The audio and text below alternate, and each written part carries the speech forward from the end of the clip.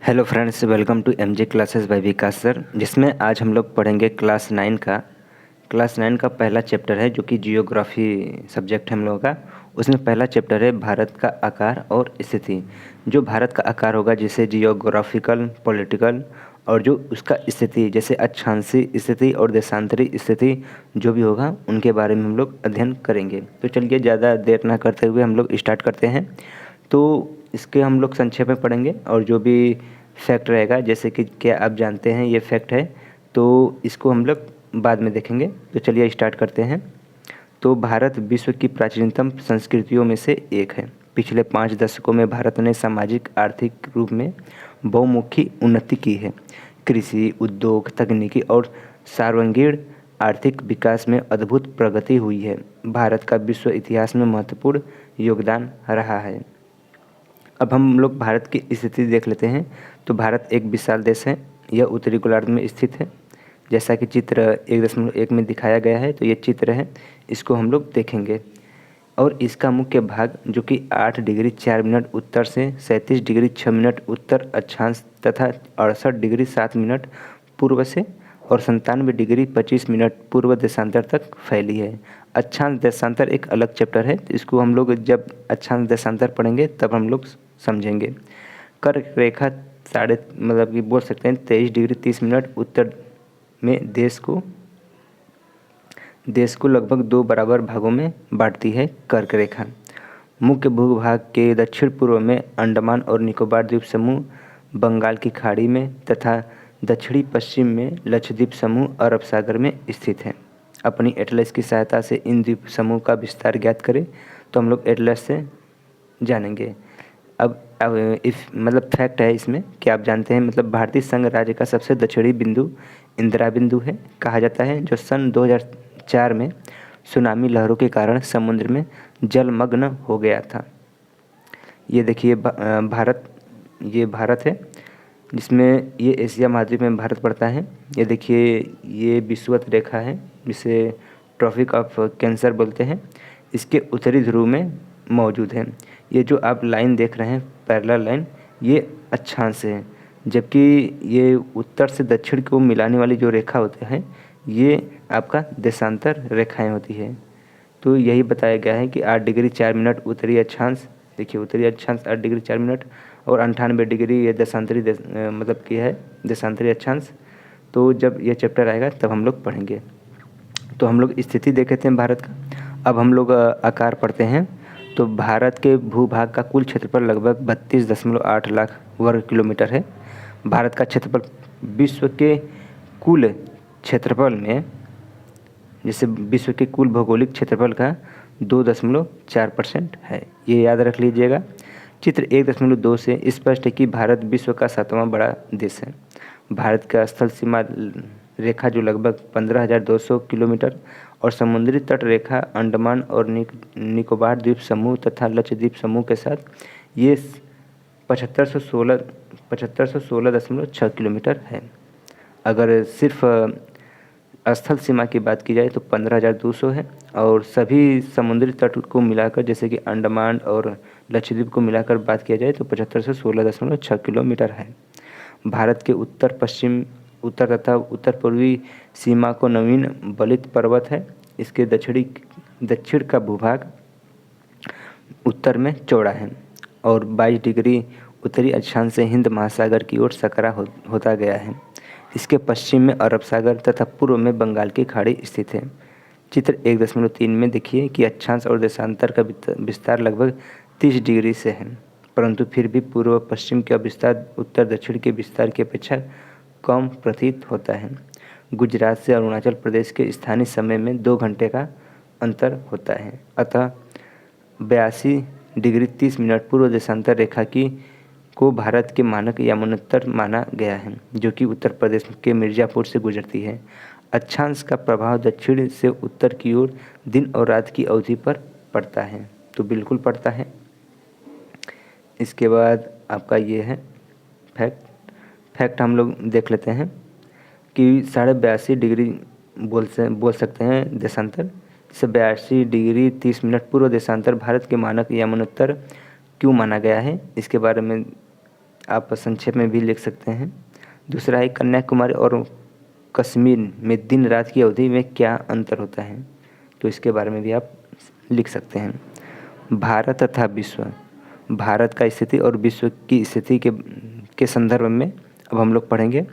तो भारतीय भूखंड एशिया महाद्वीप के पूर्व और पश्चिम के मध्य स्थित है।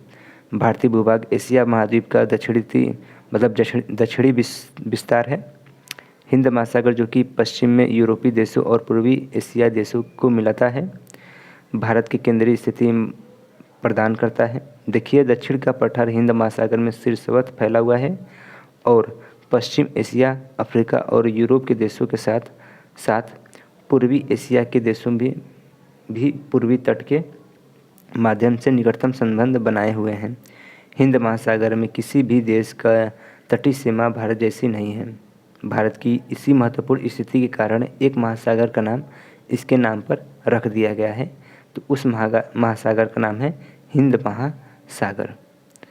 अब फैक्ट में दिया हुआ है कि सन 1869 में सुएज नहर के खुलने से भारत और यूरोप के बीच की जो दूरी है वो 7000 किलोमीटर की जो डिस्टेंस है वो कम हो गई थी।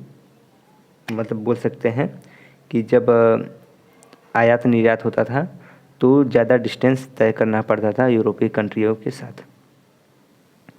ये आपका आंकड़ा दिया हुआ है विश्व के 7 बड़े देश, जिसमें से सबसे बड़ा देश है आपका रूस, दूसरा है कनाडा, तीसरा है संयुक्त राज्य अमेरिका जिसे हम यूएसए बोलते हैं, चौथा है चीन, पांचवा है ब्राज़ील और छठवां है आपका ऑस्ट्रेलिया, जबकि 7वें नंबर पर आता है हमारा भारत। यानी कि रूस, कनाडा, यूएसए, चीन, ब्राज़ील, ऑस्ट्रेलिया और 7वें नंबर पर भारत है। विश्व के 7 बड़े देशों में, मतलब कि 10 बड़े देशों में आपका भारत 7वें नंबर पर आता है। ये देखिए भारत का विस्तार है। तो ये देखिए ये भारत है जिसमें उत्तर से दक्षिण की जो लंबाई है वो आपका 3214 किलोमीटर है, जबकि पूर्व से पश्चिम की ओर जो लंबाई है ये 2933 किलोमीटर है। यहाँ पर देखिए पाकिस्तान है, ये चीन है, ये नेपाल है, ये भूटान है, ये बांग्लादेश है, ये म्यांमार है।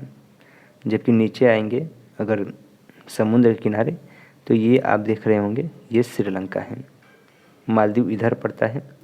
और आप देखिए कि भारत का जो अंडमान निकोबार द्वीप है ये है अंडमान निकोबार द्वीप जो कि बंगाल की खाड़ी में पड़ता है, और ये लक्षद्वीप है ये अरब सागर में पड़ता है। ये देखिए इसका विस्तार जो हम बोल रहे थे कि 8 डिग्री 4 मिनट ये अक्षांशीय विस्तार है। और यहाँ पर रहा ये उत्तरी अक्षांशीय 37 डिग्री 6 मिनट। देशांतरी विस्तार देख लीजिएगा इसका 68 डिग्री 7 मिनट ये पश्चिमी देशांतरी रेखाएं हैं, और पूर्वी की बात की जाए देशांतरी तो 97 डिग्री 25 मिनट ये देशांतरी रेखाएं हैं। इसके बाद आप लोग देख लीजिएगा भारतीय अंतर्राष्ट्रीय व्यापार मार्ग, तो ये यूरोप कंट्री है, ये यूरोप कंट्री है, ये भारत है।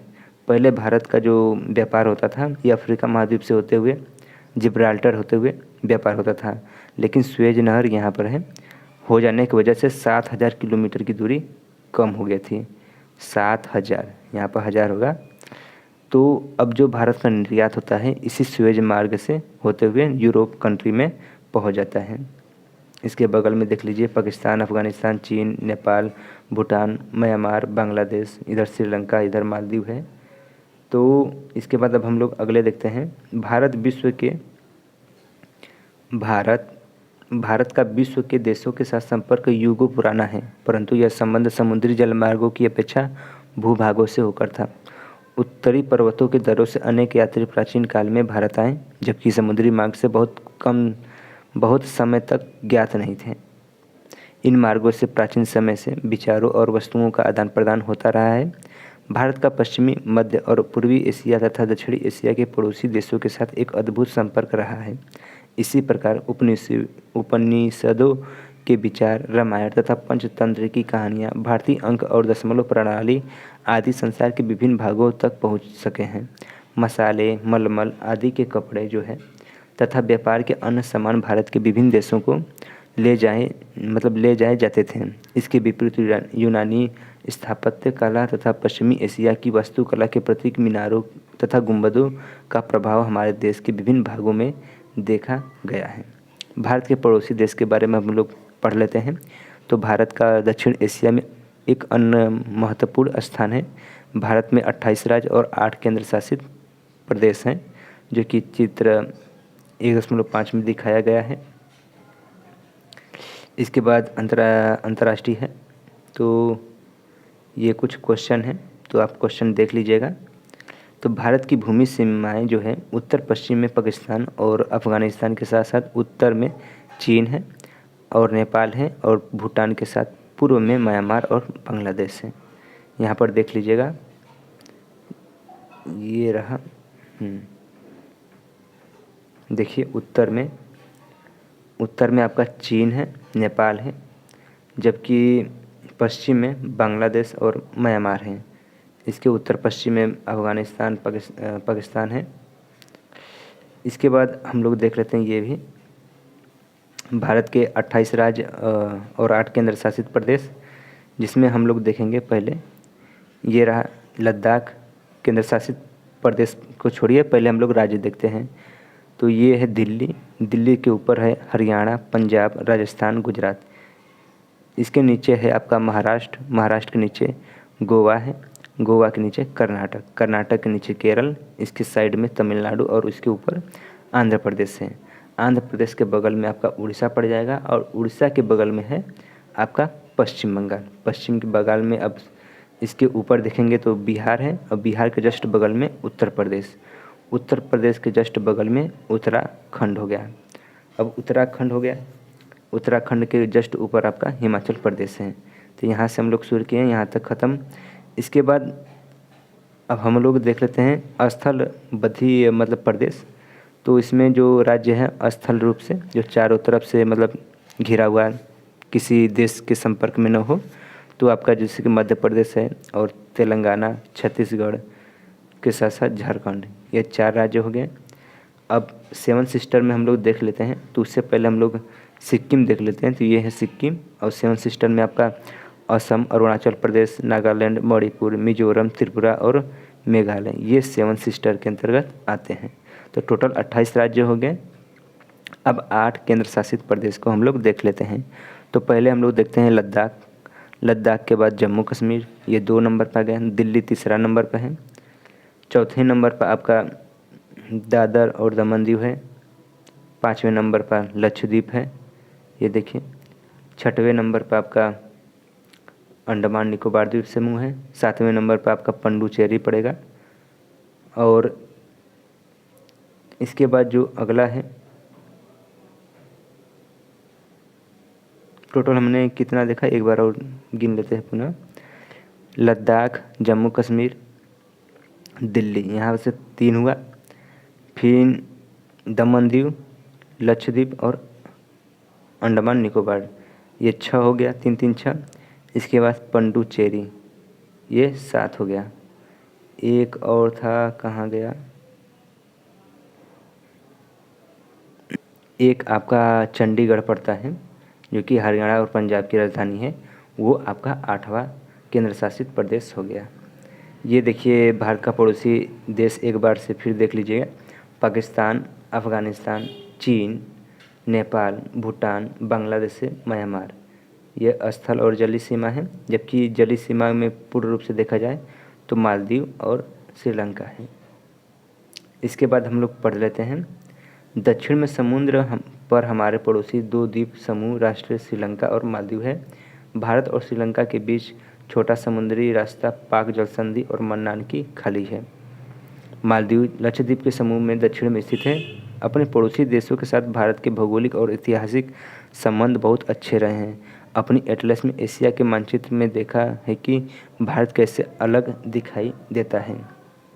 फैक्ट यहाँ पर है कि स्कूल भवन एक पोर्टल है जो देश के प्राकृतिक संसाधनों, पर्यावरण और सतत विकास की उनकी भूमिका के बारे में छात्रों के बीच जागरूकता लाने के लिए मानचित्र आधारित शिक्षा प्रदान करता है। यह एनसीईआरटी पाठ्यक्रम के आधार पर भुवन एनआरएससी इसरो की एक पहल है। आप माध्यमिक स्तर से संबंधित भारत के विभिन्न मानचित्रों को देख सकते हैं। इसके बाद अभ्यास है। तो अभ्यास में आपको पहला क्वेश्चन है कि कर्क रेखा किस राज्य से नहीं गुजरती है। तो कर्क रेखा, इसके बारे में हम लोग एक बार मैप में देख लेंगे। तो उसके बाद आपको लगे कि जो भी ऑप्शन सही है तो आप कमेंट बॉक्स में कमेंट कीजिएगा। दूसरा क्वेश्चन है कि भारत का सबसे पूर्वी देशांतर कौन सा है। तो जो भी आपको मतलब सही आंसर लग रहा है तो सही उत्तर दीजिएगा, क्योंकि हमने जब पढ़ रहा था तो उस समय इन सभी क्वेश्चनों का सही जवाब हम लोग पढ़ते पढ़ते निकाल चुके हैं। उत्तराखंड, उत्तर प्रदेश, बिहार, पश्चिम बंगाल और सिक्किम की सीमाएं किस देश को छूती है, मतलब किस देश को, एक मिनट, किस देश को छूती है। ये जो राज्य हैं उत्तराखंड, उत्तर प्रदेश, बिहार, पश्चिम बंगाल और सिक्किम, ऐसा कौन सा देश है जो इन पांचों राज्यों को स्पर्श करता है। तो आप जो भी आंसर दिखता है ऑप्शन में उसको आप कमेंट कीजिएगा। अगला क्वेश्चन है कि ग्रीष्मावकाश के में आप यदि करावती जाना चाहते हैं, जो कि लक्षद्वीप की राजधानी है, तो किस केंद्र शासित क्षेत्र में जाएंगे। सॉरी, आंसर बोल दिया। तो ये लक्षद्वीप की राजधानी है करावती, यानी कि लक्षद्वीप में ही आप जाएंगे। मेरे मित्र एक ऐसे देश के निवासी हैं जिसे देश की सीमा भारत के साथ नहीं लगती है, आप बताइए वह कौन सा देश है। तो आप अपने ऑप्शन में देखकर बता सकते हैं कि इसमें से कौन सा देश नहीं है। इसके बाद जो अगला क्वेश्चन है दूसरा नंबर का, कि निम्न प्रश्नों के उत्तर संक्षेप में दीजिए। तो इसमें पहला क्वेश्चन है कि अरब सागर और बंगाल की खाड़ी में स्थित द्वीप समूह का नाम बताइए। दक्षिण में कौन कौन से द्वीपीय देश हमारे पड़ोसी हैं, तो आप बता सकते हैं। दूसरा क्वेश्चन है कि उन देशों के नाम बताइए जो क्षेत्रफल में भारत से बड़े हैं। तो 6 ऐसे देश हैं जो कि भारत के क्षेत्रफल से बड़े हैं। तीसरा क्वेश्चन है कि हमारे उत्तर पश्चिमी, उत्तर तथा उत्तर पूर्वी पड़ोसी देशों का नाम बताइए। तो आप बता सकते हैं। भारत में किन किन राज्यों में कर्क रेखा गुजरती है, उनके नाम बताइए। तो इसको हम करा देते हैं। तीसरा क्वेश्चन है इसमें कि सूर्योदय अरुणाचल प्रदेश के पूर्वी भाग में गुजरात के पश्चिमी भाग के अपेक्षा 2 घंटे पहले क्यों होता है, जबकि दोनों राज्यों में घड़ी एक ही समय दर्शाती है, स्पष्ट कीजिए। तो आप स्पष्ट कर सकते हैं, इसमें ज़्यादा परेशानी नहीं होगा। अगला क्वेश्चन है कि हिंद महासागर में भारत के केंद्रीय स्थिति में इन किस प्रकार का लाभ प्राप्त हुआ है। तो ये भी आप बता सकते हैं। तो इसमें अब हम लोग कर्क रेखा समझ लेते हैं। तो ये रहा कर्क रेखा, जो कि 23 डिग्री 30 मिनट के में भारत के 2 भागों को डिवाइड करता है। इससे होकर भारत के कुछ मतलब राज्य स्पर्श करते हैं, जैसे गुजरात, राजस्थान, मध्य प्रदेश, छत्तीसगढ़, झारखंड, पश्चिम बंगाल, त्रिपुरा और मिजोरम। यानी कि इसका जो शॉर्ट ट्रिक होता है मित्र पर गमछा झाड़। तो ये जो जितने भी राज्य स्पर्श करते हैं ये कर्क रेखा को स्पर्श करते हैं राज्य। तो इसमें से कौन सा राज्य स्पर्श नहीं करता है, ऐसा ही टाइप का आपको क्वेश्चन पूछता है कि इनमें से कौन सा राज्य कर्क रेखा को स्पर्श नहीं करता है। तो 3 राज्य सही देगा और 1 राज्य आपको गलत देगा।